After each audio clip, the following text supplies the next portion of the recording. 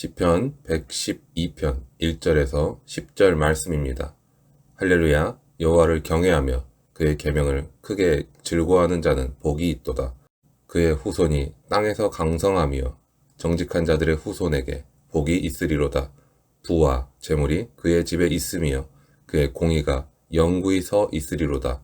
정직한 자들에게는 흑암 중에 빛이 일어나나니 그는 자비롭고 긍휼이 많으며 의로우니로다.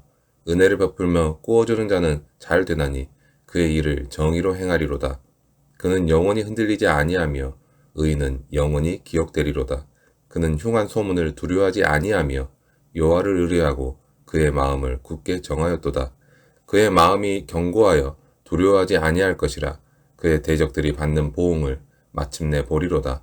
그가 재물을 흩어 빈궁한 자들에게 주었으니 그의 의가 영구히 있고 그의 뿔이 영광 중에 들리리로다. 악인은 이를 보고 한탄하여 이를 갈면서 소멸되리니 악인들의 욕망은 사라지리로다. 112편은 111편과 같이 답관체 시, 즉 히브리어 알파벳 순서를 따라 각 행이 시작되는 시로 되어 있습니다.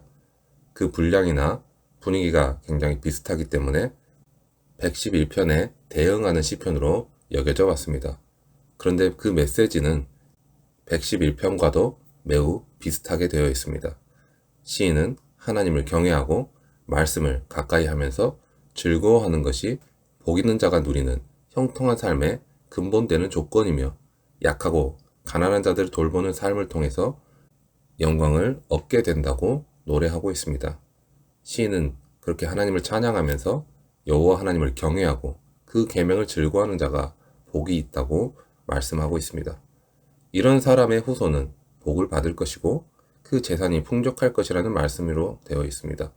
하나님을 경외하고 그 계명을 즐거워한다면 필연적으로 공의롭고 정직하게 살 것이고 다른 이들에게 마땅히 자비와 긍휼, 의로움을 드러낼 것이라고 하십니다. 따라서 시인이 노래하는 계명을 즐거워한다라는 것은 말씀을 묵상하고 공부하기를 좋아할 뿐만 아니라 그 말씀대로 순종하는 것까지를 포함하고 있는 말씀입니다. 하나님을 경외하고 그 계명을 지킨다고 해서 반드시 이 세상에서 성공하고 부자가 되는 것은 아닙니다. 오히려 의를 위해 핍박을 받으며 순교의 자리까지 감당하는 경건한 의인들도 있습니다. 욥과 같이 의인으로서 고통을 당하는 경우도 있습니다. 하지만 일반적으로 본다면 하나님의 말씀을 그대로 따르려 마음을 다하고 뜻을 다하고 힘을 다하여 노력하는 사람은 큰 어려움을 겪지 않거나 혹시 어려움을 겪더라도 하나님께서 도와주시고 그 피할 길을 예비해 주신다는 것입니다.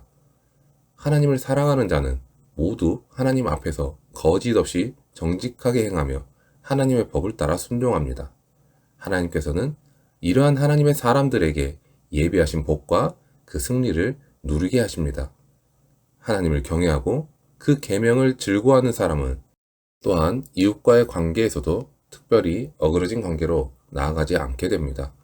참된 신앙인은 다른 사람에게 은혜를 베풀고 도움이 필요한 사람을 돕는데 주저하지 않습니다.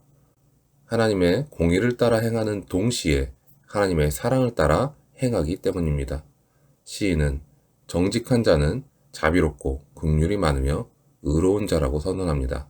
또한 은혜를 베풀며 꾸어주는 자로서 그 일을 정의로 행하는 자라고 칭찬하고 있습니다. 시인은 그러한 사람들이 재물을 흩어 빈궁한 사람들에게 주었기 때문에 그 의의가 영구히 있다고 말합니다. 정직한 자, 즉 하나님의 성품을 나타내는 사람이 베푸는 사랑과 긍휼과 자비와 구제는 하나님의 사랑을 본받아 행하는 순종의 열매입니다. 물론 아무리 그렇게 살아간다 해도 모든 사람들이 그 사람을 좋아할 수는 없습니다. 그래서 아무 이유 없이 대적이 생기기도 합니다. 그러나 그는 사람들이 아무리 나쁜 소문을 퍼뜨려도 하나님을 의뢰하고 흔들리지 않기 때문에 결국은 승리하게 됩니다. 무엇보다 그는 재물을 움켜쥐지 않고 빈궁한 자들에게 베풀며 살기 때문에 대적들이 아무리 악한 소문을 퍼뜨린다 하더라도 결국 의인으로 인정받고 하나님께서 주시는 그 영광을 얻게 되는 것입니다. 이러한 의인으로 보신다는 것은 궁극적으로 그리스도의 재림을 통해 완성될 영원한 하나님 나라에서 거룩하고 정직한 하나님의 백성이 영원한 복을 누리게 될 것을 의미하는 말씀입니다.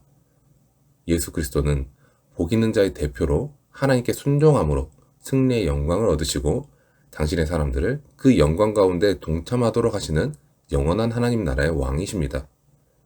예수님의 말씀하셨듯이 하나님의 계명의 핵심은 하나님을 사랑하고 이웃을 사랑하는 것에 있습니다. 우리가 하나님을 사랑하는 마음으로 이웃을 사랑하며 베푸는 삶을 산다면 아무리 어려운 일을 당한다 하더라도 결국에는 하나님 안에서 승리하고 주님의 인정을 받을 것입니다.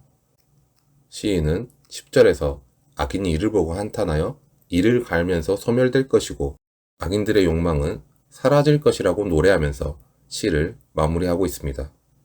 이것은 하나님을 경외하는 의인이 악인들의 공격을 전혀 당하지 않는 것은 아니라는 것을 방증하는 것이기도 합니다. 하지만 의인이 당하는 고난은 오히려 악인들의 악함을 드러내고 그들이 하나님의 심판을 받게 하는 도구가 됩니다. 혹 우리가 하나님을 신실하게 섬기는데도 불구하고 고난을 당하고 있다면 하나님이 이것을 통해서 악인들을 물리치려 하신다는 그 사실을 깨닫고 담대한 마음을 품고 승리하실 수 있기를 바랍니다. 분명 세상에는 악이 존재하고 우리가 아무리 선하게 살려고 해도 악한 세상에서 완전히 탈출할 수는 없습니다.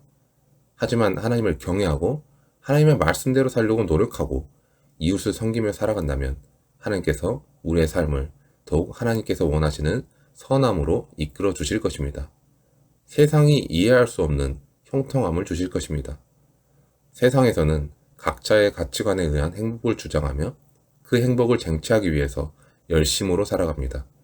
그리고 오늘 말씀은 하나님을 경외하며 하나님의 계명을 크게 즐거워하는 사람이 행복하다고 우리에게 알려줍니다.